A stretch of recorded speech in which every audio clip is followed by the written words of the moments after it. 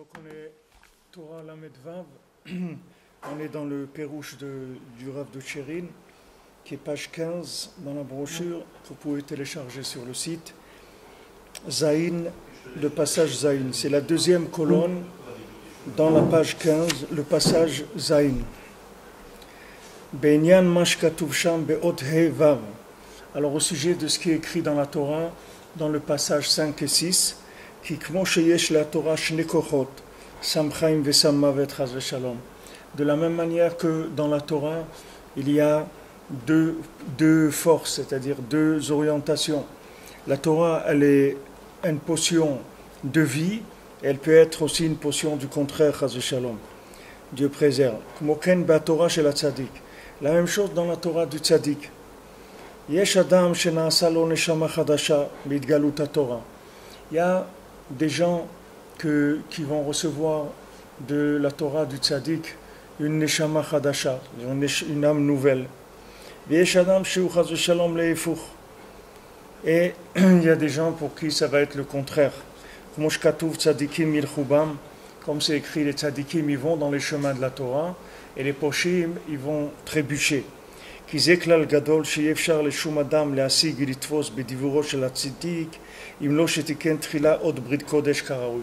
Parce que c'est une règle générale que personne ne peut avoir de compréhension dans les paroles du tzaddik tant qu'il n'a pas réparé l'alliance comme il le faut.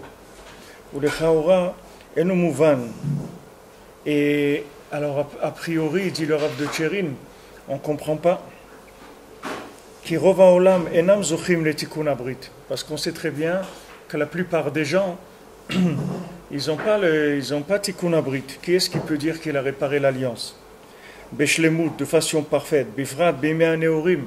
Et particulièrement les jeunes. C'est-à-dire les jeunes, ils ont le sang qui bouillonne et tout, c'est difficile pour eux.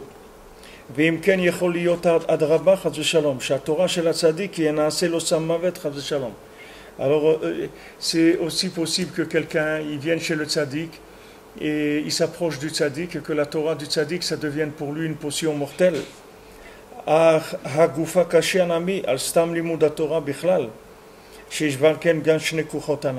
Maintenant cette question là elle est sur la Torah aussi stam, pas que sur la Torah du tzaddik. Comment maintenant quelqu'un il va faire pour se rapprocher de la Torah? Maintenant quelqu'un il est malade, alors il cherche un médicament. On lui dit voilà, on va te donner un médicament, mais ce médicament là, il peut te rendre malade plus que ce que tu es malade. C'est-à-dire c'est un médicament pour les gens qui sont en bonne santé. Mais les gens qui ne sont pas en bonne santé, ça les rend plus malades. Alors comment il va faire? Achem amrou ve'em amrou. C'est les chachamim qui ont dit, c'est eux qui ont dit ça. C'est-à-dire,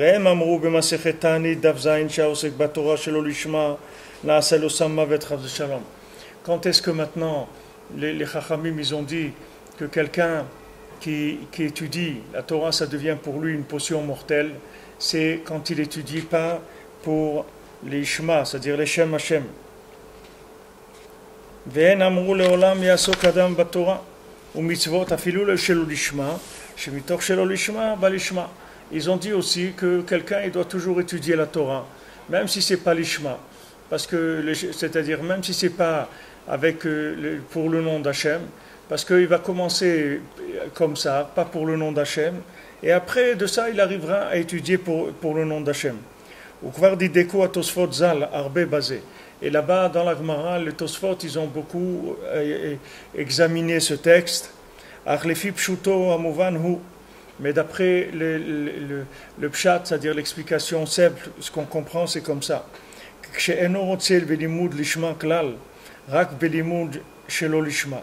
Quand quelqu'un ne cherche pas du tout par l'étude à se rapprocher d'Hachem, c'est-à-dire pour le nom d'Hachem, c'est pas ça du tout qu'il recherche.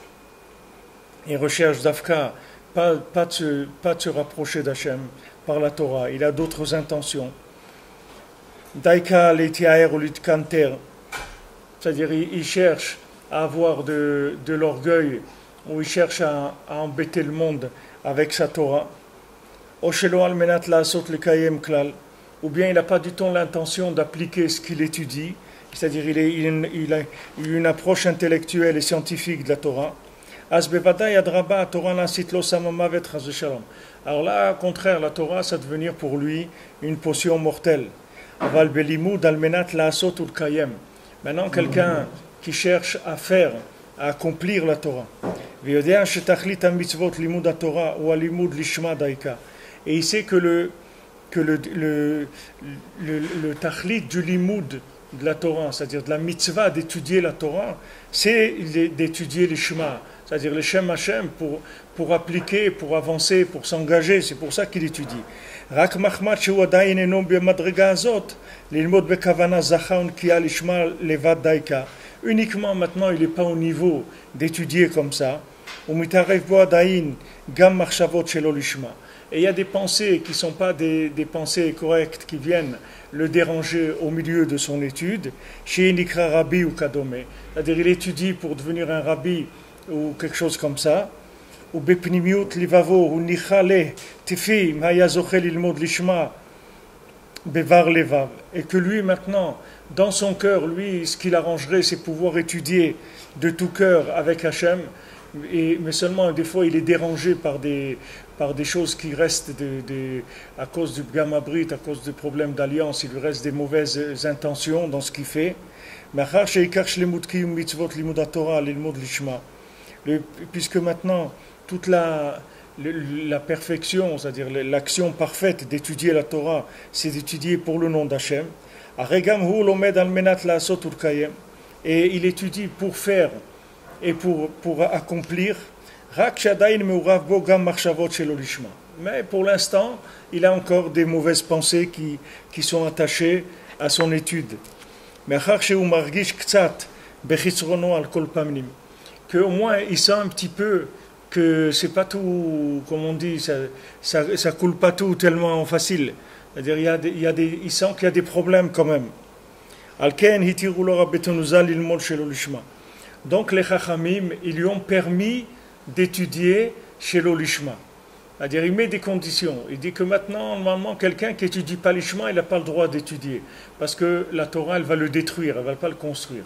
Mais si c'est maintenant quelqu'un qui veut étudier l'Ishma, c'est-à-dire c'est quelqu'un qui veut faire tchouva, il cherche à s'arranger, et il connaît ses problèmes, il connaît ses manques. C'est-à-dire, il sait qu'il a des problèmes. Il sait qu'il n'est pas quelqu'un encore du tout de parfait dans ses midotes. Il aimerait bien s'arranger. Et il aimerait bien un jour arriver à se sortir de ces problèmes-là. Alors dans ce cas-là, les Chachamim lui ont permis d'étudier. Ils lui ont dit, bon, tu peux étudier. Même si ce n'est pas l'Ishma, tu peux étudier. Parce que, mitor shelo l'Ishma, alors tu vas arriver l'Ishma. C'est-à-dire que, puisque maintenant ton intention, c'est de faire tchouva avec la Torah et de l'appliquer, alors tu peux y aller, tu vas y arriver. כמו שפירשו הקדמונים ז"ל, שרוצה לומר שגם כוונתו יהיה שמתוך שלא לשמה יזכה לבוא ללימוד לשמה. C'est-à-dire que sa kavana, son intention, c'est que dans le lo lishma, il va arriver à étudier l'ishma après. נמצא ממילא שגם בפנימיות כוונתו זה הלימוד גם כן בחינת לשמה, ועל כן בא על ידי זה באמת לבחינת לשמה. C'est-à-dire que maintenant, voilà, la personne, elle a au fond d'elle, ce qu'elle veut, c'est la vérité. Ce qu'elle veut, c'est la sincérité, si elle veut vraiment servir Hachem. Elle ne cherche pas du tout à s'enorgueillir ou à avoir qu'on l'appelle rabbi ou n'importe quoi. Ce n'est pas du tout ça qui l'intéresse. Il veut faire tchouva, il veut se rapprocher d'Hachem. Maintenant, il a un problème, c'est que son vêtement, c'est-à-dire son emballage, il est abîmé. C'est-à-dire ses midotes, elles sont abîmées. Donc comme ces midotes, elles sont abîmées, il a des déraillements à des moments. Et quelqu'un, il peut être coléreux, quelqu'un, il peut être envieux, quelqu'un, il peut être jaloux, il peut avoir plein de trucs qui viennent gêner dans son étude, qui vont le déranger. Mais lui, au fond de lui, si tu pouvais lui changer son vêtement, il le changerait tout de suite. Si tu pouvais faire de lui quelqu'un de calme, de généreux, qui a un bon œil sur les autres, etc., il le ferait toujours, tout de suite. C'est ça qu'il voudrait. Et il a dit qu'il connaît son chisaron, c'est-à-dire il a mal du fait que son emballage il n'est pas correct. Il a mal du vêtement qu'il a. Alors ça, il dit qu'au fond de lui, il veut étudier l'ishma. Au fond, il veut étudier l'Ishma, seulement dans le côté extérieur, c'est-à-dire dans l'état des lieux, c'est-à-dire dans l'état dans lequel il se trouve aujourd'hui, il ne peut pas étudier l'Ishma, parce qu'il n'a pas des midot tovot. C'est comme si tu dis à quelqu'un, voilà, pour te marier, il faut que tu sois quelqu'un de calme, de gentil, de généreux, d'agréable, de souriant, d'attentionné, de tout. Tu lui dis, voilà, ça c'est les conditions pour te marier. Sinon, tu ne peux pas te marier. Ah, il dit, mais il ne va jamais se marier. Comment il va faire? Il ne va jamais se marier. Alors, qu'est-ce qu'il fait? Il commence et puisque c'est ça qu'il veut au fond de lui. Alors, au bout de quelques années, il arrivera à ça. Mais au départ, c'est ça qu'il voulait. Il voulait vraiment être quelqu'un de bien. Seulement, Mayasé, c'est-à-dire ses midot, elles l'ont mis dans l'état où il est. C'est-à-dire, il a fait des avérotes, il a fait des bêtises, il a été éduqué comme il a été éduqué, il a reçu de ses parents aussi des choses. Et ça fait qu'il a des handicaps. Mais il a des handicaps qui sont des handicaps uniquement fonctionnels. Ce ne sont pas des handicaps qui sont des handicaps de fond. C'est des handicaps extérieurs. Mais le fond, il est bon. C'est-à-dire, lui, il veut le vrai. Il veut vraiment ce que Hachem il veut. C'est ça qui. Alors là, ça s'appelle qu'au fond, il veut le lishma. Maintenant, extérieurement, il a un handicap. Petit à petit, il arrivera à briser son handicap.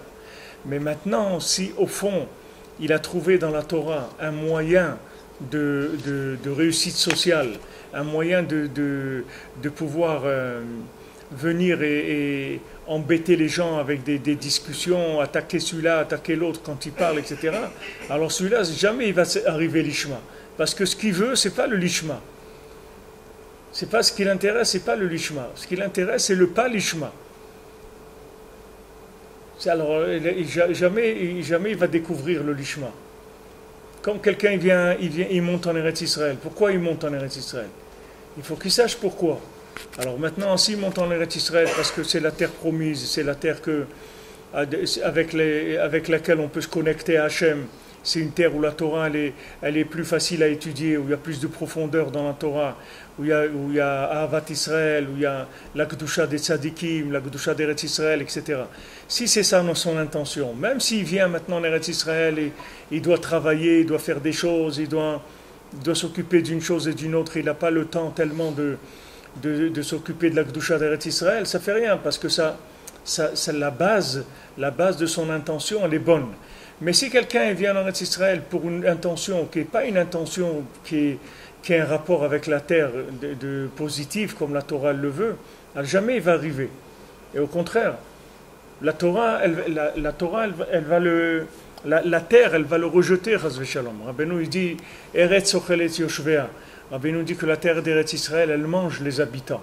Rabbeinu il dit elle mange ses habitants. Rabbeinu il dit Koach Amazon, non, Koach Amazon, oui, ben Nizan. C'est-à-dire que maintenant, le Mazon, il est mithaper dans le Nizan. C'est-à-dire que quand tu manges quelque chose, cette chose-là, elle se transforme dans la personne qui la mange. Par exemple, quelqu'un, il mange une carotte.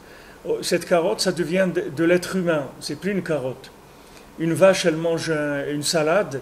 La salade, c'est plus une salade, c'est une vache. Elle est devenue de la vache. Mais Rabbeinu dit, ça c'est quand la salade, elle veut se transformer en vache. Parce qu'elle sait que l'évolution du minéral à l'animal, c'est une élévation pour elle. Et quand l'homme il mange de l'animal, alors cet animal, il devient de l'humain. C'est une élévation. Mais si maintenant, la salade, elle ne veut pas du tout être transformée en vache, qu'est-ce qui va se passer? Quand la vache, elle va manger la salade, elle va la vomir. Pourquoi elle va la vomir? Parce qu'elle n'arrive pas à la digérer. Pourquoi quelqu'un il vomit? Parce qu'il ne peut pas digérer. C'est pour ça qu'il va vomir. Il ne peut pas digérer. Il rapporte Rachid dans la paracha, c'est un machal comme ça. Il dit son fils, un père il est allé avec son fils dans un festin. Il lui a dit mon fils fais attention de ne pas te salir, de trucs et tout. Alors quand tu manges, prends rien que ce que tu as besoin, etc. Ne mange pas ça, ne mange pas ci, etc. Le fils, il dit, moi, qu'est-ce que je vais écouter mon père, il me fatigue, ça ne mange pas, ça ne boit pas, etc. Il a mangé tout ce qu'il a voulu, il a bu tout ce qu'il a voulu, et après, qu'est-ce qu'il a fait? Il a vomi, il a sali toute la table, et tous les gens qui étaient attablés, il les a salis aussi. Alors, qu'est-ce qu'ils ont fait?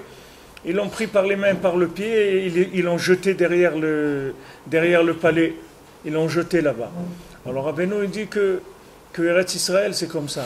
C'est-à-dire que maintenant, Eretz Israël, si tu veux maintenant, tu veux être transformé par la terre, comme c'est écrit, Shron Eretz Ur Emuna, c'est-à-dire que tu vas habiter en Eretz Israël, et la terre d'Israël va te transformer en Emuna, elle va te transformer en confiance dans Hachem. Si c'est ça que tu veux, alors la terre, elle va travailler sur toi, et elle va te rendre comme ça. C'est comme un système de digestion. C'est-à-dire la terre, elle va te la terre, elle va te manger et elle va te transformer en un morceau d'Eretz Israël même. C'est-à-dire tu deviendras, mamash, un morceau d'Eretz Israël. Au bout de quelque temps, tu vas voir que la terre, elle va te purifier, elle va te transformer, tu vas devenir plus honnête, tu vas devenir plus confiant dans Hachem, tu vas agir avec plus d'émouna, plus de patience. Même Moshe Rabbeinu, qu'est-ce qu'il voulait? La Gemara, elle dit, qu'est-ce qu'il a vu Moshe Rabbeinu tellement il voulait rentrer en Eretz Israël? Alors la Gemara, elle dit, Erech Hapaim Ra, il a vu la patience d'Eretz Israël. Rabbeinu lui-même, le Rebbe lui-même, quand il est venu en Eretz Israël, il a dit, avant de venir en Eretz Israël, n'importe qui me faisait un affront, qui me disait des choses désagréables, qui m'insultait ou autre, jamais j'ai répondu à personne. Le Rebbe jamais il a répondu à quelqu'un qui lui faisait honte. Mais après Eretz Israël, le Rebbe il dit que même dans son cœur il ressentait rien du tout. C'est pas uniquement qu'il répondait pas, c'est que même si quelqu'un il insultait, il lui crachait dessus, n'importe quoi, il sentait plus rien du tout. Ça lui faisait plus rien. Pourquoi? Parce que Eretz Israël, ça s'appelle Erech Hapaim. Eretz Israël, il y a la patience en Eretz Israël. C'est-à-dire que c'est l'hôpital des gens qui ont des nerfs, c'est Eretz Israël. Mais pour ça, il faut qu'ils se laissent manger par la terre. Parce que sinon, ici, il peut avoir deux fois plus de nerfs que ce qu'il a en dehors d'Eretz Israël. S'il accepte d'être mangé par la terre, il va voir que petit à petit, ses nerfs, ils vont se calmer. Ils vont voir qu'ici, en Eretz Israël, on n'obtient rien par les nerfs. Tout, il faut de la patience. Tout, il faut de la patience. Il faut être patient, il faut de la simcha, il faut de la tfila, et on arrive à tout avec beaucoup de patience. Ça, c'est le siman de la terre qui mange la personne. C'est-à-dire que c'est quelque chose d'extraordinaire parce que la terre, elle a une force de transformation sur l'individu. Il faut uniquement qu'il veuille être mangé par la terre, c'est tout. Il vient avec l'intention d'être mangé par la terre. Rabbeinu, il apporte ça pour Eretz Israël, il apporte ça aussi pour le tzaddik. Il dit que le tzaddik, il mange ses élèves, c'est-à-dire que le tzaddik, ses élèves, il les prend et il les transforme. Mais il faut pour ça que l'élève, il veuille ça. Mais si l'élève, il ne veut pas, alors jamais le tzaddik, il va pouvoir le transformer. Il faut qu'il y ait un vouloir, au fond, qui soit un vouloir profond et vrai. Seulement, il y a un handicap extérieur. Il y a un handicap juste extérieur parce que la personne elle est passée par la galoute, etc. Donc elle a un handicap au point de vue comportement. Elle est nerveuse, envieuse, jalouse, radin, tout ce que tu veux. Il peut être blindé au point de vue mauvaise midot, il peut être chargé en mauvaise midot. C'est pas grave. Mais si le vouloir il est vrai, il est sincère, alors la personne elle arrivera à des choses extraordinaires. On a vu, Baruch Hashem, hier soir, un mariage d'un ami et tout. Un mariage, voilà, quelqu'un qui vient de là où il vient, et Dieu sait s'il vient de loin, d'un milieu, même Bichlal, il ne savait même pas qu'il était juif. Il a appris à l'âge de 16 ans qu'il était juif. Il ne savait même pas qu'il était juif. Et Baruch Hashem, il a fait tchouva, et il s'est engagé avec Rabbeinu, il est venu en Eretz Israël, il a une grande famille, Baruch Hashem, il a des enfants qui sont mariés avec des filles, des Talmidei Chachamim, comme ça, de gens qui sont des générations et des générations dans la Torah, des Dorot et Dorot de Talmidei Chachamim et tout. Tu vois la distance, tu dis comment quelqu'un, il peut passer de là à là en 30 ans dans sa vie, comment il peut faire un chemin, c'est un chemin que les gens, sur des siècles, ils n'ont pas pu faire ce chemin-là. Sur des siècles, ils n'ont pas pu faire. Comment c'est possible? Eh bien, parce que Béhémet, cet homme-là, il a servi le tzaddik avec tout son cœur, de tout ce qu'il pouvait faire pour le Rebbe, il a fait. Tout ce qu'il a pu, il n'a pas fait cas de sa vie, et combien d'affronts il a accepté, et combien de choses, ça a été terrible, amer et tout. Mais Baruch Hashem, comme la Torah a dit, Zorim Bedima, tu trempes tu sèmes dans les pleurs, et tu récoltes après, dans le champ, dans la joie, tu vas récolter. Les gens, tu vois qu'ils ont une transformation en quelques dizaines d'années. Quelqu'un, il peut arriver à des choses que des gens, des siècles, ils auraient aimé faire ça, ils ont pas pu faire ça. Parce que plus la personne, elle s'inclut dans le tzaddik, plus elle s'inclut dans la Torah, et plus la Torah, elle va la transformer. Elle va transformer, elle va faire d'elle quelqu'un que même pas il pouvait imaginer qu'il deviendrait comme ça un jour. Jamais il pourrait imaginer que de lui, il aurait des enfants comme ça, qui sont aptes à être choisis, que des dayanim et tout, ils ont appelé les parents de la jeune fille, c'est eux qui ont fait la rencontre avec cette jeune fille, qui ont dit regarde ce garçon-là, on te conseille de le prendre pour ta fille parce que c'est vraiment une perle, c'est vraiment un diamant. Des dayanim, ils ont appelé les parents et les parents, ils ont attendu 7 ou 8 mois avant d'être d'accord, ils ont essayé de voir de tous les côtés des trucs et tout. En fin de compte, ils ont accepté. Mais c'est des choses extraordinaires, c'est un péléplaïm. D'où ça vient ces merveilles-là? Uniquement de ça, de voir combien la personne, elle a voulu s'inclure dans la Torah Béhémet. Elle a fait tout ce qu'elle a pu pour s'inclure. Maintenant la personne, elle a les vêtements qu'elle a, elle est dans l'état où elle est, mais ça n'empêche pas la réussite. Tes vêtements, ils n'empêchent pas du tout la réussite. C'est-à-dire tes vêtements, ils vont pas te déranger du tout pour t'inclure dans le tzaddik, pour t'inclure dans la Torah, pour t'inclure dans Hachem Béhémet et d'arriver à des choses extraordinaires. Mais il faut que ça soit vrai, que tu sois sincère dans ce que tu fais, c'est tout. Tu peux être sincère avec des vêtements qui sont pas propres du tout. Rabbeinu, il a dit, Rabbeinu l'a raconté une fois, une vision qu'il y avait un tzaddik qui était dans une synagogue, un très grand tzaddik, et Rabbeinu, il observait, il voyait cette vision, et il voyait que les gens, ils n'étaient pas mechabed auto, ils le considéraient pas comme il est. C'était un très grand tzaddik. Et les gens, ils sortaient de la synagogue le Shabbat, ils lui disaient même pas Shabbat Shalom à ce tzaddik-là. C'était un grand tzaddik, mamash très très grand tzaddik. Alors après, Rabbeinu il s'est étonné, il a dit comment un grand tzaddik comme ça, les gens ils lui disent même pas Shabbat Shalom, le Shabbat et tout. Alors il a dit non, parce que ce tzaddik-là c'est un grand tzaddik, mais il a pris sur lui de réparer un corps complètement pourri. Il a pris le corps de quelqu'un qui était complètement pourri et il a pris sur lui de le réparer. Il est venu dans le monde pour réparer ce corps-là. Alors lui, son âme, elle est très très grande, d'un très grand tzaddik, mais il a un habit d'un corps de quelqu'un qui est vraiment très très très bas. Alors les gens ne pouvaient pas s'approcher de lui parce qu'il était dégoûtant, c'est-à-dire l'emballage qu'il avait, il était très dégoûtant. Alors les gens, ils ne pouvaient pas s'approcher de lui, même pas lui serrer la main pour lui dire Shabbat Shalom, ni rien. Mais lui, il avait pris sur lui de réparer ce corps-là. C'était ce tzaddik qu'il avait pris sur lui ça, de réparer ce corps. Mais lui, il était très grand. Alors maintenant, quelqu'un, il ne sait pas qui il est, Béhémet. Des fois, quelqu'un, il voit, il a des difficultés dans la Torah, il a des difficultés dans son Shalom Bayit, il a des difficultés. Béhémet, il veut bien faire, et des fois, il y a des situations désagréables, amères et tout, et après la personne, elle pleure, elle est déçue d'elle-même, elle dit, mais comment je me suis comporté comme ça, j'ai pas fait ce qu'il fallait, etc. Comment j'ai pas de miséricorde sur une femme qui m'a donné des enfants, un truc comme ça, comment elle fait mes sirut nefesh et tout. Comment moi je peux me permettre de lui dire un mot comme ça Des fois, après, la personne, elle regrette, mais elle voit, mais les maaseh, il faut savoir que c'est pas elle, elle est poussée par les vêtements qu'elle a, elle est poussée par son emballage. C'est l'emballage qui la pousse. C'est pas elle. Elle voudrait Béhémet que ça se passe de la meilleure façon possible. Elle voudrait vraiment que tout soit bien et que tout soit extraordinaire. Mais elle a un problème d'emballage, c'est-à-dire ses midotes qui sont comme ça, c'est pas de sa faute. Ses midotes, elle le pousse à être comme ça.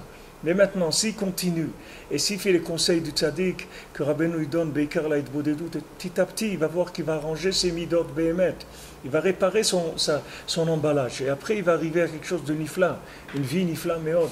Mais en attendant, il ne faut pas s'en vouloir, parce que ce n'est pas de sa faute. Le ikar, c'est de vouloir le bien. Le ikar, c'est d'être sincère dans le bien.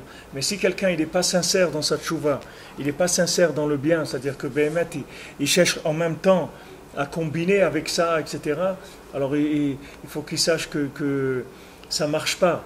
C'est-à-dire que la Torah, il va trébucher dedans. Il ne va pas arriver dans la Torah. Parce que la Torah, elle ne va pas aider quelqu'un qui n'a pas une intention qui est bonne. Le ikar, c'est qu'il a une intention qui est bonne. À ce moment-là, la Torah, ça devient mamash une potion de vie pour lui. Alors il dit le Rav de Tchérin, page 16, le passage Chet, Va'in Kain Ze Be'akdamat Etz HaChaim Beshem Morenu Arab Chaim Vital Zal. Et il y a quelque chose qui ressemble à ça dans la préface du Etz Chaim de Rabbi Chaim Vital, Zichron Livracha, chez Diktek Be'inyan Shamrou Le'inyan Limud HaKabbalah, qu'il a dit au sujet des gens qui veulent étudier la Kabbalah. Demande de Aïl Velo Nafik Tavle de lo Ivre, que celui qui monte et qui sort pas, c'est mieux qu'il n'ait pas été créé. Que ça veut dire celui qui monte et qui sort pas? Ça veut mieux qu'il n'ait pas été créé. Hainu, Misheno Yoda Shiyuchal Lichnos Belimud Ze Velatzet Mimeno Beshalom Shelo Yushar Bo Mevuchot Usfekot Chas Veshalom Asur Lo Lichnos Baze.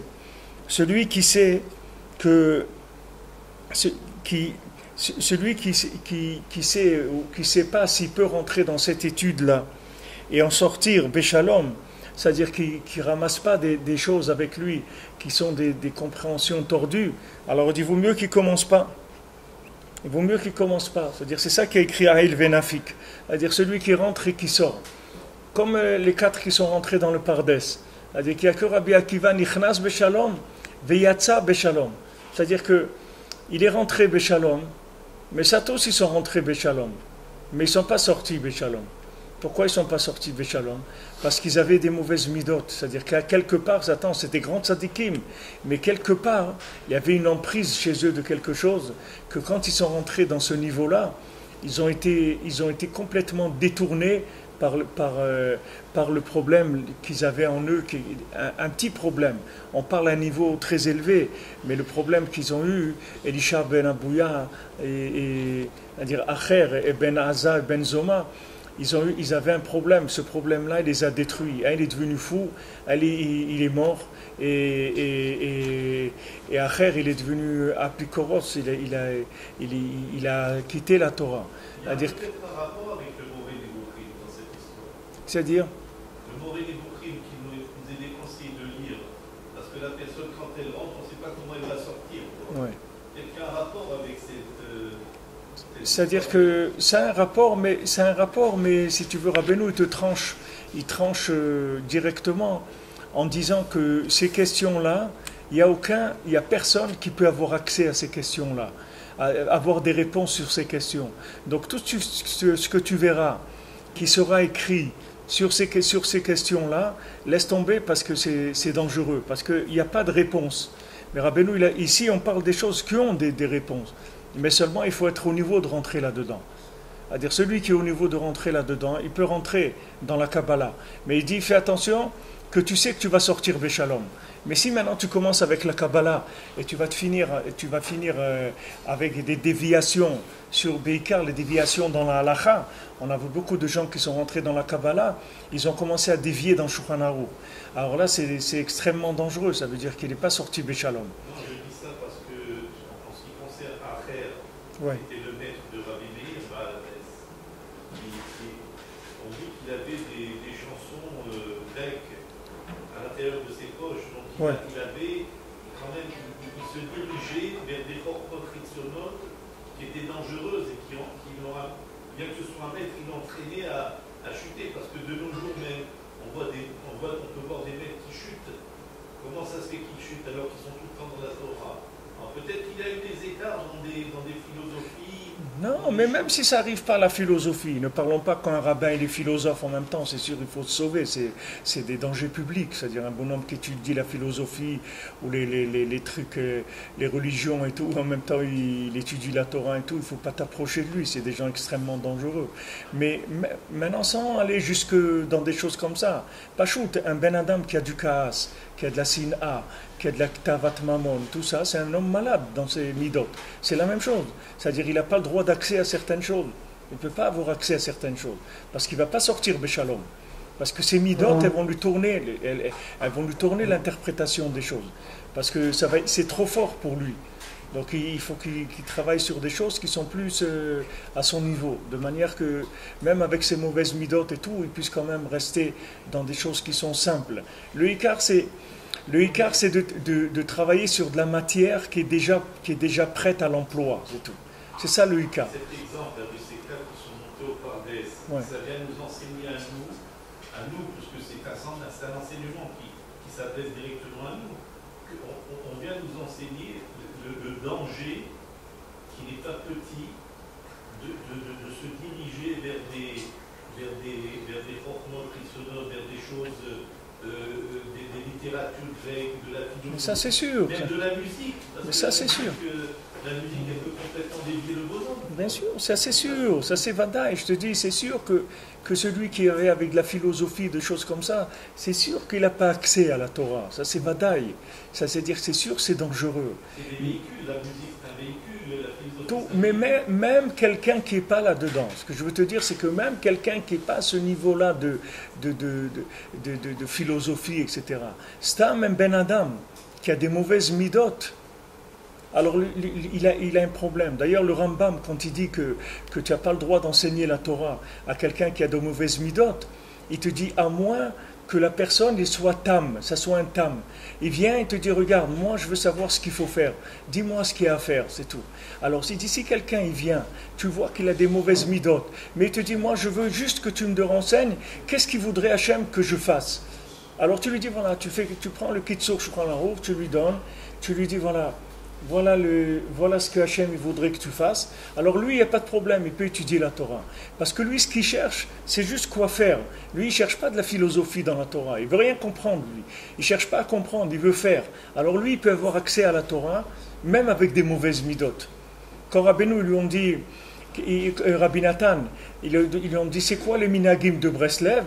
Alors il leur a montré le Shulchan Aruch, il a dit, c'est ça les minagim de Breslev. Qu'est-ce que c'est Minagim de Breslev? C'est quoi Minagim de Breslev? C'est la Torah, c'est tout. Qu'est-ce que Minagim de Breslev? Il n'y a pas de Minagim de Breslev. Il n'y a pas des trucs de Breslev que nous, on mange du poisson frit le mercredi. Il n'y a pas de trucs comme ça à Breslev. Il n'y a pas des habits Breslev, il n'y a pas de kippa Breslev, il n'y a pas tous ces trucs-là. C'est des inventions médiatiques. Il n'y a pas de kippa Breslev, il n'y a pas de vêtements Breslev. Il n'y a rien, toutes ces choses-là, il n'y a pas de choses Breslev. Breslev, c'est Avodat Hashem, c'est tout. Il y a pas, et avec un tzaddik qui s'appelle Rabbi Nachman et qui te conseille et qui t'aide et qui t'envoie des énergies spirituelles pour que tu puisses te rapprocher d'Hachem. C'est tout. Et maintenant, là, comment on fait? Voilà, tu prends Kitsur Shulchan Aruch, tu l'étudies et c'est tout. Prends Kitsur, fais-le, refais-le jusqu'à ce que tu saches un juif comment il vit, c'est tout. Qu'est-ce qu'il doit faire, comment on fait Arvit, comment on fait Birkat Amazon, comment on fait Kibbutz Avaim, comment on fait ci, ça. C'est ça Breslev. Qu'est-ce que c'est Breslev? Alors maintenant, quelqu'un qui vient pour faire Avodat Hashem, il dit voilà, moi, je ne veux pas d'explication, dites-moi ce qu'il faut faire, c'est tout. Alors là, il n'y a pas de problème, tu peux lui enseigner la Torah.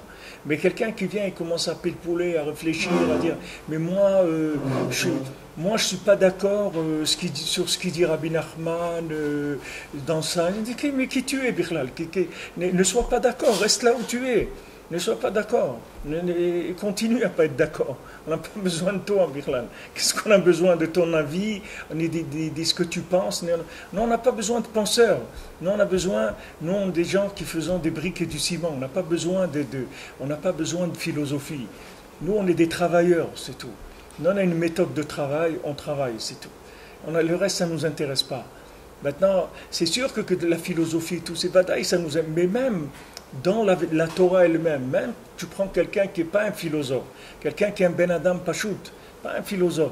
Si maintenant cet homme-là, il a des mauvaises midotes, il faut qu'il sache qu'il doit aller dans le côté pratique et concret de la Torah. C'est tout ce qu'il doit viser. Il ne doit pas viser autre chose, parce que n'importe quoi d'autre, c'est dangereux pour lui. S'il commence à réfléchir, il peut tourner la Torah dans tous les sens. Dans tous les sens, il peut amener les gens, comme on dit, il peut être moré panim batora shelo kehalacha. Il peut enseigner la Torah pas comme la halacha, il peut sortir avec des trucs complètement à côté. Alors eux, ces tzadikim-là, qu'ils sont rentrés dans le Pardes, c'était des grands tzadikim pour rentrer dans le Pardes. C'est pas n'importe qui peut rentrer dans le Pardes. Quelqu'un qui monte et qui regarde l'ange de la Mishnah, Matat et tout, c'est très très grand niveau. Mais eux, à leur niveau, ils ont eu des déflagrations qui viennent du fait qu'ils n'étaient pas complètement propres dans leur émouna. C'est-à-dire qu'ils avaient quelque chose dans la émouna qui ne marchait pas très bien. Et quand ils ont vu, la Gemara, elle explique quel a été leur problème. C'est-à-dire que eux, ce qu'ils ont vu, c'est qu'ils ont vu Hachem, et ils ont vu l'ange de la Mishnah. Ils n'ont pas pu voir une splendeur comme ça l'inclure dans Hachem. Ils ont dit ça, c'est un reshoot bifnei atzmo. Ça, c'est une force indépendante. C'est impossible que cette force-là, elle s'inclue dans Hachem. Et c'était ça leur problème. C'est sur ça qu'ils sont tombés, la Gemara, elle dit. Shnei reshuyot. Ils ont dit, il y a là-bas deux patrons, il y a là-bas. C'est pas possible. C'est pas possible que le Matat, l'ange de la Mishnah, ça soit un malach qui soit complètement inclus dans Hachem. C'est quelque chose de trop puissant pour qu'il soit inclus dans Hachem. C'est lui qui dirige le monde, les 6 jours dans la semaine. Les 6 jours de la semaine, c'est le malach Matat qui dirige le monde. Donc c'est très difficile de concevoir des choses comme ça et te dire il y a Hachem et il y a ça. Et regarde, la plupart des gens, déjà ils ne peuvent pas concevoir qu'il y a la nature, les lois naturelles et qu'il y a Hachem. Et qu'il y a des lois naturelles, et pourtant c'est Hachem qui fait marcher ces lois naturelles. Et que si Hachem il veut arrêter, quand il veut, il peut arrêter que l'eau elle va plus mouiller, que l'huile elle va plus brûler, que le truc... Hachem il peut l'arrêter n'importe quand, ce système-là. Parce que c'est lui qui lui donne l'accord tout le temps de fonctionner comme ça. Déjà ça, les gens ils n'ont pas le courage de penser comme ça. Déjà les gens ils n'ont pas la force. Comment arriver à penser comme ça? Que les forces naturelles, les lois naturelles, ce sont des lois voulues par Hachem à chaque seconde. Ce n'est pas des lois qui sont lancées et que la nature, elle fait qu'il y a l'été, qu'il y a l'hiver, qu'il y a... Hachem, il peut tout changer. Hachem, il peut arrêter le soleil, il peut arrêter la lune, il peut faire l'été en hiver, l'hiver en été. Hachem, il peut faire ce qu'il veut. Déjà, uniquement ce concept-là, la plupart des gens, il ne faut pas trop qu'ils réfléchissent sur ça parce qu'ils n'ont pas le courage de comprendre ça. Nous, on doit appliquer, nous on est là pour travailler, c'est tout ce qui nous intéresse. Et quand tu es intéressé par le travail, ça veut dire que tu es quelqu'un qui cherche la Torah, l'Ishma. Quand quelqu'un il rentre, il dit je veux bosser, moi je veux bosser, c'est tout. Tu vois, tu as employé des gens dans ta vie, oui. Alors tu as vu ce que c'est la différence entre quelqu'un qui veut bosser et quelqu'un qui veut de l'argent. C'est pas du tout pareil. Il y a des gens qui rentrent, ils te disent moi je veux travailler. Tu lui dis ce que tu me dis, je le fais, c'est tout. Et ils ne parlent pas de salaire. Ils te parlent pas de... Et il y a des gens, avant de commencer à parler, d'abord ils disent quelles sont les conditions, quel jour je reçois mon salaire, est-ce que j'ai les retraites, est-ce que j'ai les avantages, est-ce que j'ai le 13e mois. Et ils te disent 13e mois, même le premier tu ne vas pas l'avoir, c'est pas le 13e. On ne va même pas commencer le premier, c'est dommage. Parce qu'il vient avec ça. Mais il y a des gens qui rentrent, ils savent qu'une boîte normale et tout, elle va les payer, c'est tout. C'est pas, on parlera de ça après. D'abord le travail. Dis-moi si je peux remplir les conditions, si je peux satisfaire ce que tu attends de moi, c'est tout. Ben, c'est ça qu'on veut dans la Torah. Si maintenant tu es quelqu'un qui est intéressé par faire, ça veut dire que tu es quelqu'un qui fait Torah l'Ishma. Ça s'appelle l'Ishma, le Shem Hashem. Il a dit ici, c'est la Asot ou le Kayem, c'est ça qui s'appelle l'Ishma. De faire et d'accomplir. C'est ça que tu es intéressé par bien faire les mitzvot, par faire du chesed, tu veux faire, c'est ça qui t'intéresse. C'est pas de comprendre des choses. Alors maintenant, quelqu'un qui est intéressé par faire, même s'il est dans un état lamentable au point de vue midot, c'est-à-dire que son comportement, il laisse à désirer, il peut quand même s'engager dans la Torah et elle ne lui fera pas de mal, la Torah. Au contraire. Alors il rapporte ici que si quelqu'un il ne peut pas sortir bien, c'est-à-dire il va rentrer dans la Kabbalah, mais il n'est pas sûr qu'il va pouvoir en sortir comme il faut. Alors il dit, il vaut mieux qu'il rentre à Sorlo Lichnos Bazé, il ne faut pas qu'il rentre. Rak Bishodea Sheu Beprinat Shel Rabbi Akiva, tu vois, ou Kayotse, Shenichnesu Beshalom Yatsu Beshalom. Des gens comme Rabbi Akiva, qui sont entrés Beshalom et qui sont sortis Beshalom.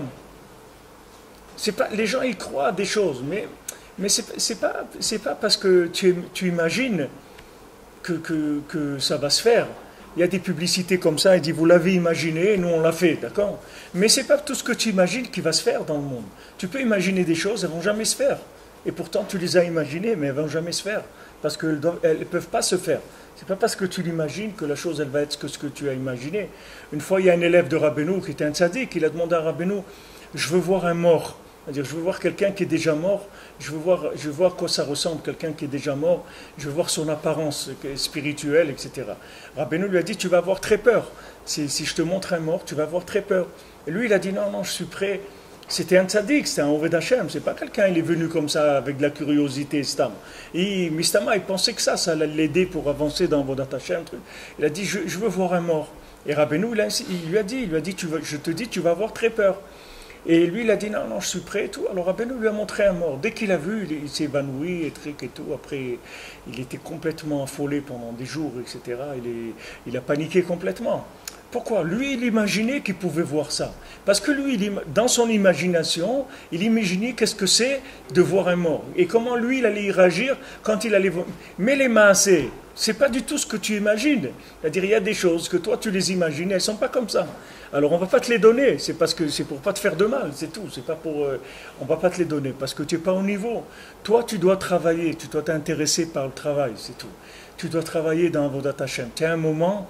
Tu fais des Tehilim, tu fais un Tikkun HaKlali, tu étudies la Torah, tu fais des mitzvot, etc. Maintenant, s'il y a des concepts qui doivent venir, alors ces concepts-là, ils viendront. Le Baal Shem Tov, je vous l'avais raconté, le Baal Shem Tov, même sur le grand-père de Rabbeinu, et Rav Nachman Rodinke, qui est enterré ici à Tveria, le Rav Nachman Rodinke, c'était un talmid du Baal Shem Tov, c'était un très grand tzaddik, c'était pas un homme c'est un homme, il voyait des choses, c'était un très grand niveau, Rav Nachman Rodinke. À Falpiken, Rav Nachman Rodinke, il avait demandé à Hachem quelque chose, c'est qu'il n'entende que les divrei Torah. C'est-à-dire, si quelqu'un il parle stam, il était sourd, il n'entendait pas. Il n'entendait que les mots de Torah, c'est tout. Si quelqu'un faisait une dracha, il entendait. Et si quelqu'un il parlait, au milieu de sa dracha, il se mettait à parler, il n'entendait plus rien. Alors une fois, ils étaient assis avec le Baal Shem Tov et ses élèves. Et le Baal Shem Tov, il a commencé à faire des shvachim, des éloges sur Rav Nachman Rodinke. Il a dit, regardez, on a un Rav Nachman ici, quel madriga il a et tout. Et lui, comme ces choses-là, ce n'était pas de la Torah, il n'entendait rien. Alors ça faisait rire les gens, que lui, il était là, il devait peut-être manger ou truc. Et on est en train de faire des louanges sur lui comme ça. Et lui, il est là, tout ça, il n'entend pas. Alors il dit que le Baal Shem Tov, pourquoi il a fait ça? Parce que le Baal Shem Tov, il était un peu makpid sur lui, qu'il a prié, il a insisté pour qu'on lui donne ça dans le ciel. Alors il a insisté, on lui a donné. Le Baal Shem Tov, il n'était pas pour ça du tout. Le Baal Shem Tov, il était pour que quelqu'un, il sert Hachem. Quelqu'un, il prie, il étudie, il fait des mitzvot. D'accord? Si Hachem, il doit lui donner quelque chose, qui va comprendre par exemple le langage des oiseaux, alors il va lui donner, il va comprendre le langage des oiseaux. Le Harizal, il parle le langage des oiseaux, des animaux, des plantes, des flammes. Le Harizal, il parlait tous les langages de tout ce qu'il y avait dans le monde. Mais parce qu'il avait besoin de ça, pour faire ce qu'il avait à faire, c'est tout.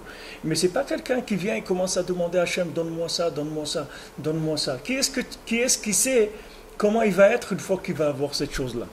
Maintenant, toi, tu imagines ça.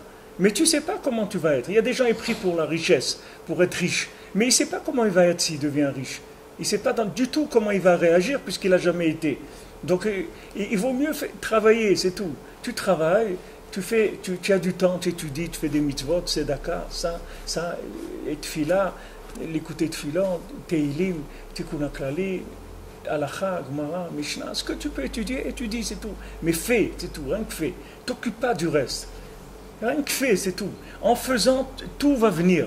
En faisant tout ce que tu dois recevoir, tu vas le recevoir en faisant. T'occupe pas de comprendre quoi que ce soit. Avance, c'est tout.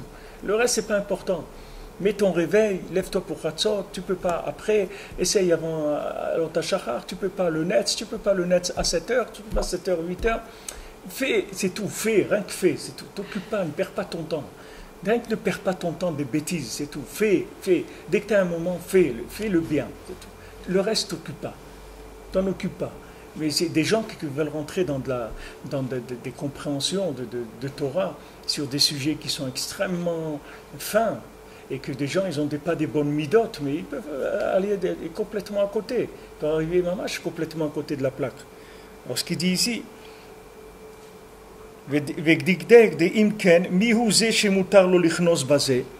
qui est-ce qui a le droit de rentrer là-dedans? Rabbi Chaim Vital, il dit, voilà, quelqu'un peut aller regarder, c'est Etzer Chaim l'Akdama de Rabbi Chaim Vital. Il dit, donc, qui est-ce qui a le droit de rentrer là-dedans? Kirov Bnei Adam, Bifrot Bedorot Acharonim. La plupart des gens, surtout dans les dernières générations, ça, il y a 2 siècles, ça, les dernières générations d'il y a 2 siècles. Qu'il y a 2 siècles et aujourd'hui, c'est pas il peut même plus employer ces mots-là, ni dernière ni génération. Il n'y a plus de mots, on sait même plus que.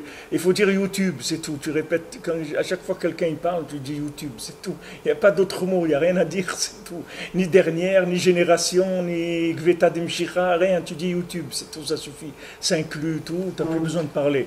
Parce que quand lui dit Dorot Acharonot, à eux, c'était des gens qui étaient des malachim, des gens d'un niveau extraordinaire, ce Rav de Tchérin et Rabbi Chaim Vital et tout, c'est des gens d'un niveau extraordinaire. Alors il dit Bifrat, nos générations, Bevadaï, Enam Bemadregazu. C'est sûr qu'ils ne sont pas cette madriga. Donc déjà, ça on est tranquille déjà. On est tranquille que nous, on n'est pas, au moins, personne ne pourra, on va pas, tu peux être sûr d'une chose, c'est quand tu vas arriver dans l'Olama Emet après 120 ans, jamais on te demandera pourquoi tu n'as pas étudié la Kabbalah. Tu ne fais pas de soucis, on ne te posera pas cette question-là. Tu n'es pas concerné par ça, tu ne fais pas de soucis. על כן פירש שם שגם אם האדם מובטח שאף על פי שיהיה נראה לו כמה ספקות ודברים תמוהים בעניין הלימוד הזה. Maintenant, il a expliqué là-bas que même si l'homme il est sûr que malgré qu'il va voir là-bas des choses, il va douter sur certaines choses, il va être étonné par certains sujets. Dans cette étude-là, Yomar Belibo Rak Mahmat Chisaron Sichlo Eneno Yechol Leasig Ainyal Al Burio.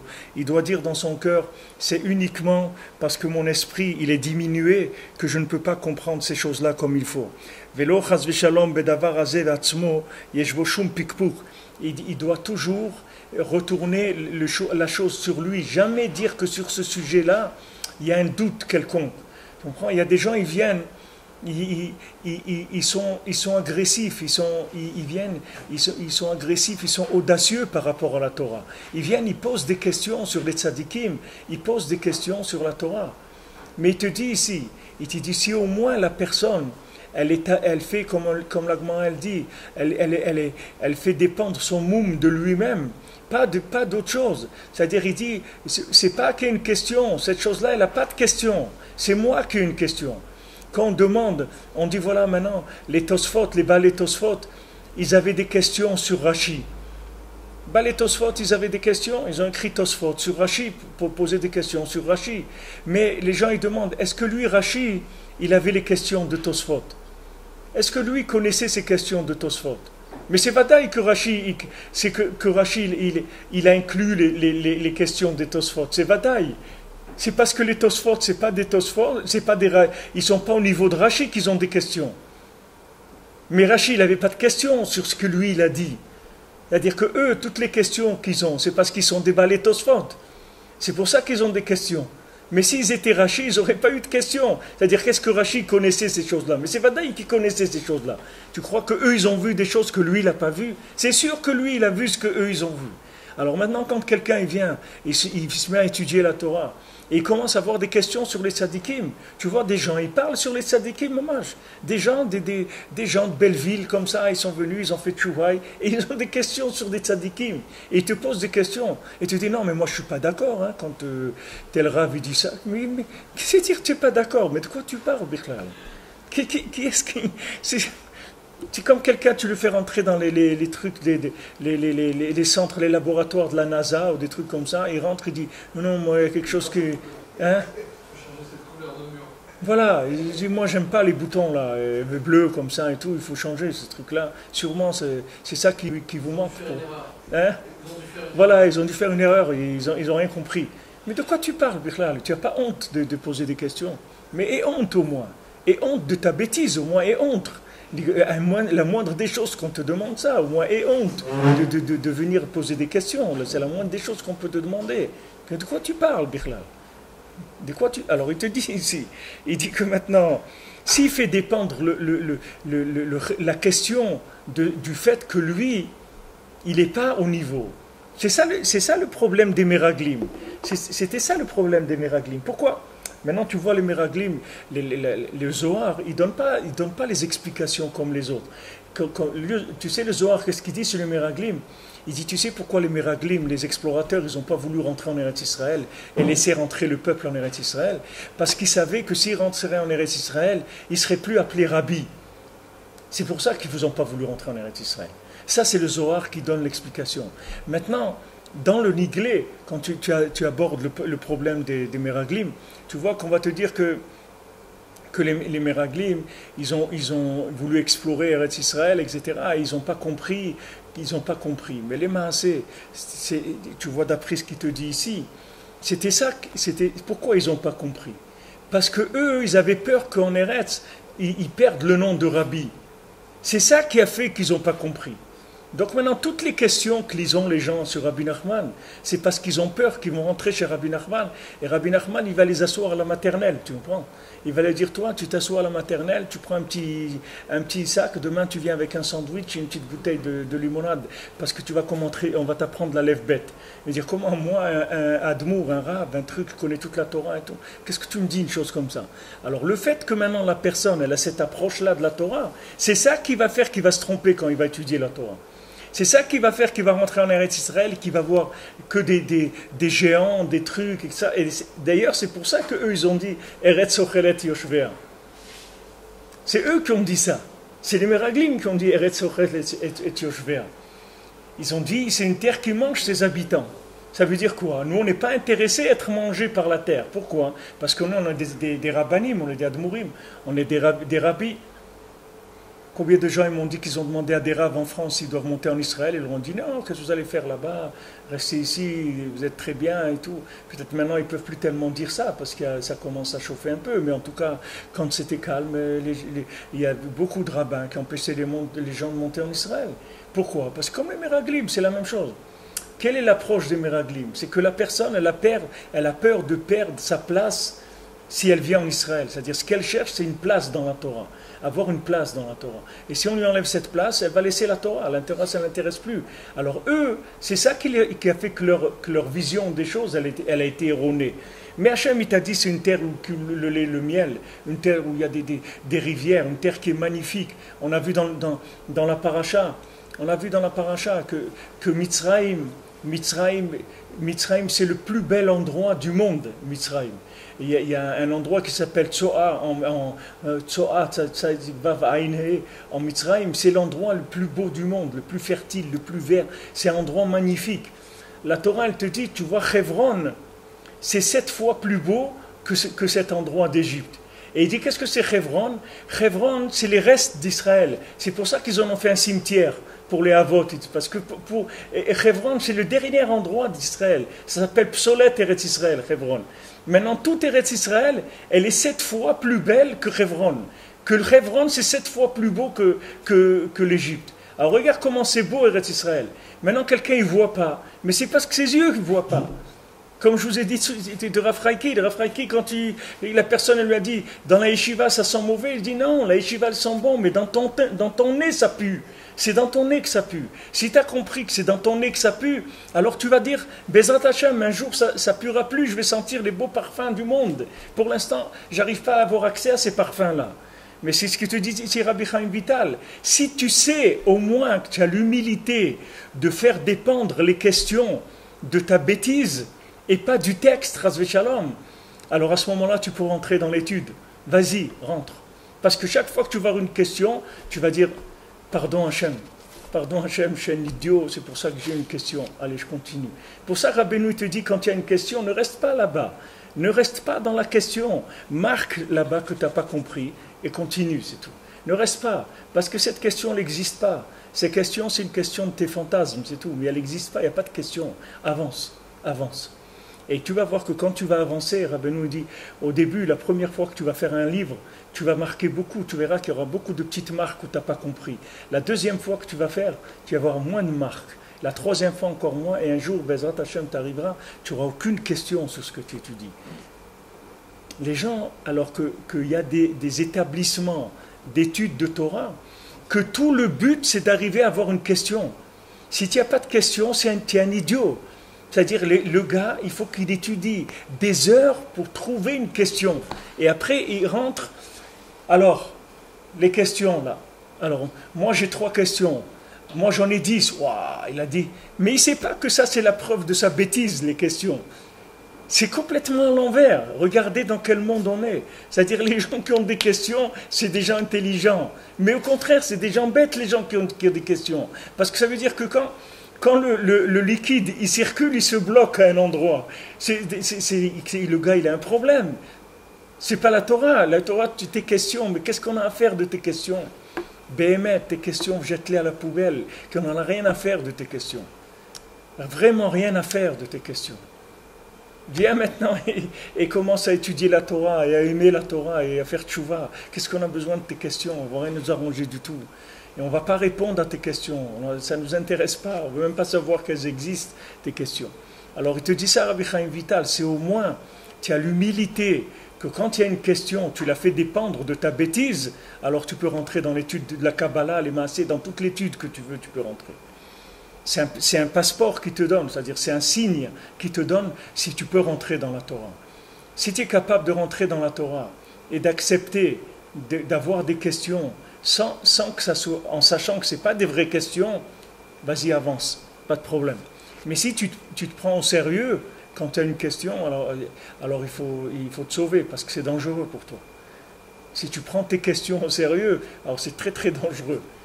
Tu ne peux pas rentrer dans la Torah parce que tu vas sortir avec des questions énormes, énormes, et vont te détruire complètement. Tu vas voir Eretz Israël, qui est un paradis, tu vas le voir comme un Gehinam. C'est un paradis, tu vas le voir comme un enfer. Pourquoi? Parce que tu as des questions dans ta tête. Alors que si tu viens Be'emouna, tu n'as pas de questions. Ce qu'il y a, c'est bien, c'est nifla. Ah, pourquoi c'est pas bien? Parce que moi, je suis pas bien. Ah, pourquoi ça sent pas bon? Parce que c'est dans mon nez que ça sent pas bon. C'est tout. Tu fais dépendre de toi le problème, pas de la chose elle-même. La chose, elle est parfaite. La Torah, elle est parfaite. Eretz Israël, elle est parfaite. Mais seulement toi, tu as un problème. C'est ça qui fait que tu as ces difficultés-là, c'est tout. Une fois que tu sais ça, tu peux avancer dans ta vie. Tu peux tout faire. Une fois que tu as cette technique-là, tu peux tout faire.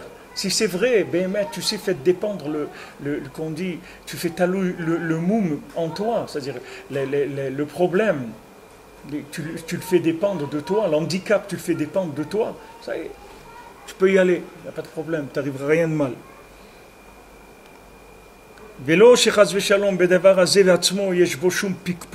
C'est pas que sur cette chose-là il y a une question, il n'y a aucune question. La Zehaïsh mitzvah l'ilmodimo zehalimud.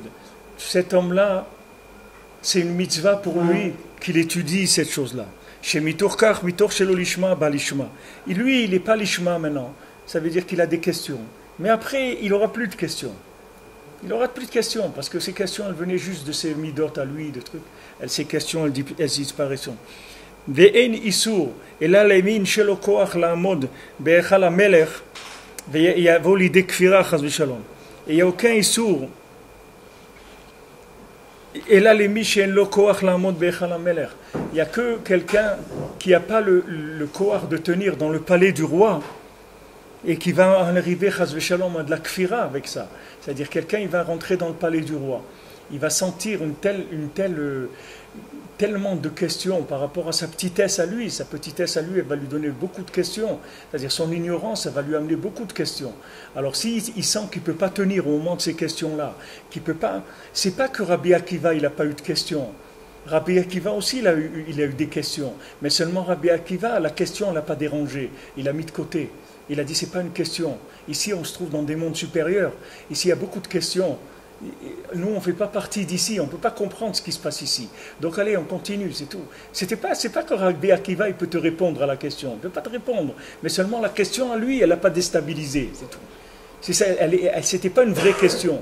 Il a fait dépendre la question de son état à lui, du fait qu'il venait d'un monde matériel et qu'ils sont montés dans un monde spirituel. Il dit sûr qu'on va avoir des questions. On ne sait pas ce qui se passe là-bas. Quelqu'un vient dans ce monde, tu arrives dans un nouveau pays, c'est sûr que tu as des questions. Le train, il ne marche pas pareil, les bus, ils ne marchent pas pareil, les trucs, ils sont comme ça, les gens, ils conduisent, tu vas en Angleterre, ils conduisent à gauche, le petit truc. Tu vas avoir des questions. Pourquoi les Anglais, ils font le volant à gauche? Alors, reste avec cette question-là. Vas-y, reste avec, si tu veux. Et pourquoi? Fais ce qu'il y a à faire, c'est tout. Roule à gauche, roule aussi à gauche, c'est tout. Tu as peur de rouler à gauche, prends l'autobus, c'est tout. Allez, avance. Ne perds pas ton temps avec ça. Roule. Et ça, quand est-ce que Shalom il devient kofer? C'est quand il croit qu'il est un grand chacham, qu'il est un homme qui a une grande tête. Et il dit ça, c'est amené dans les diburim des Mekubalim Acharonim. Et bien, il y a, on va finir avec ça, j'ai lu dans l'Agdama d'un sefer, je crois que c'est le Ben Ishraï, Je crois que c'est le Ben Ishraï. Je ne sais pas si le Ben Ishraï ou Rabbi Chaim Vital, mais je crois que c'est le Ben Ishraï. Il y a quelqu'un qui a étudié, ce Sefer-là, le Etzraïm. Il a étudié 20 fois ou 40 fois, beaucoup de fois. Alors maintenant, il écrit au Ben Ishraï pour lui demander, il dit voilà, lui c'est un rave, bien sûr c'est un rave, c'est un Talmid Chacham et tout. Maintenant lui demande au Ben Ishraï, il dit voilà, j'ai étudié 20 ou 40 fois le Etzraïm et tout.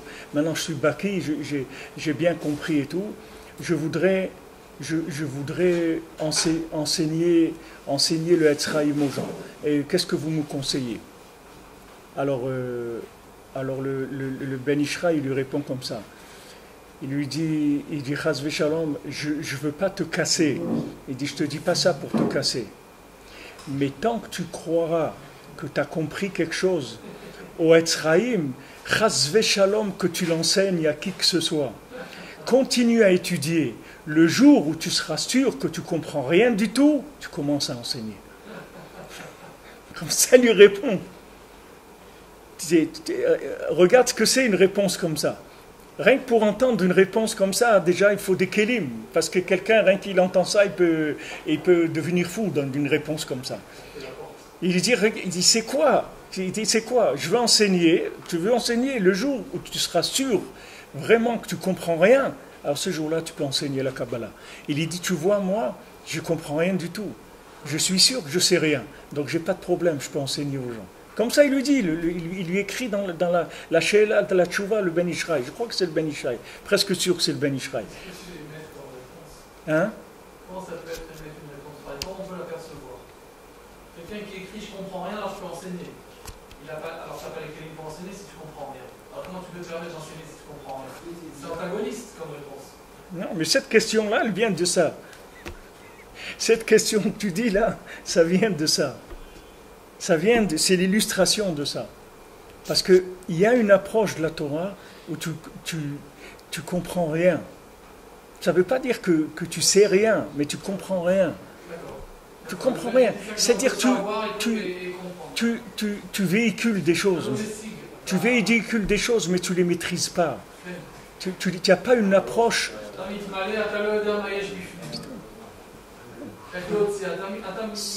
C'est comme quelqu'un, il te donne un colis, tu dis tu vas là-bas, voilà, remets-le à telle personne, c'est tout. Tu ne sais pas ce qu'il y a dedans. Tu n'as pas ouvert le colis, tu ne sais pas, tu fais juste passer la chose. C'est Tachlit HaYediah d'Eloneda, c'est le Tachlit de la Yediah. C'est-à-dire une fois que tu vas arriver dans la Yediah, dans ta connaissance, à te rendre compte que tu n'as pas compris, à ce moment-là tu vas commencer à rentrer dans la véritable connaissance qui est la conscience de l'ignorance. C'est ça la véritable connaissance. Quelqu'un qui est conscient de son ignorance, mais qui est conscient de son ignorance sur chaque connaissance. Pas il est conscient de l'ignorance générale, parce que ça c'est une ignorance. C'est quelqu'un qui dit je sais rien, puisque le but c'est d'arriver à rien savoir. Voilà, moi je sais rien. Non, c'est pas de rien savoir. C'est-à-dire que la chose que tu as appris, elle t'a montré que tu savais rien sur cette chose-là. Et c'est ça ta conscience aujourd'hui. C'est-à-dire que tu sais rien de cette chose-là. À ce moment-là, tu peux enseigner. Cette non-connaissance, tu peux l'enseigner. Mais si maintenant tu viens avec de la connaissance, tu maîtrises, le gars il arrive et sur son pupitre à l'université, tac, tac, tac, les gens ils sont assis, voilà maintenant le cours on commence, tac, tac, tac, tu vois, il maîtrise la chose. Alors c'est une connaissance qui fait sortir les gens, ça ne les fait pas rentrer, ça les fait sortir, ça les exclut, ça les inclut pas. Et c'est lui le premier qui va se faire exclure, il te dit ici. Alors il te dit Vedouk, Vedvarav Zal, Hetev. Va dire, regarde bien dans les paroles de Rabbeinu. Aussi, tu vas voir ces choses-là. C'est-à-dire, tu vas le voir ici chez Rabbi Chaim Vital, mais c'est très important par rapport à ce qu'on a étudié. Et dans ce passage-là, il y a une ouverture, Behemet, de Youn par rapport à notre Torah. C'est-à-dire, il donne une clé par rapport à là où on est dans la Torah, où il y a d'étudier l'Ishma ou pas l'Ishma. C'est-à-dire qu'il donne une clé mamash. Alors, Bezrat Hashem, on continuera demain.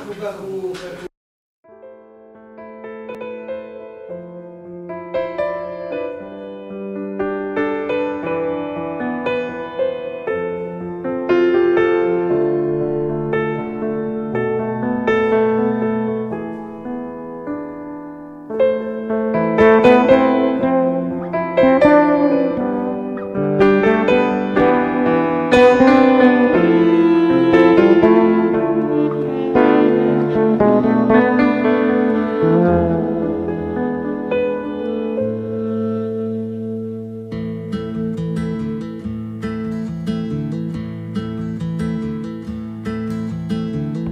fenêtre était enfoncée dans l'obscurité, dans le noir.